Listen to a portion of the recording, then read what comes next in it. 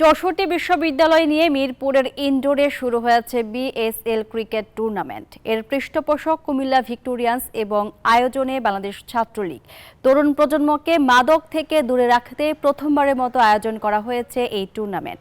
উদ্বোধনী অনুষ্ঠানে প্রধান অতিথি হিসেবে ট্রফি উন্মোচন করেন তথ্য ও সম্প্রচার প্রতিমন্ত্রী মোহাম্মদ এ আরাফাত। বিশেষ অতিথি ছিলেন সাংসদ সদস্য ফারদৌস আহমেদ ও টুর্নামেন্টের উদ্বোধক বাংলাদেশ আওয়ামী লীগের দপ্তর সম্পাদক ও প্রধানমন্ত্রীর বিশেষ সহকারী বিপ্লব বড়ুয়া।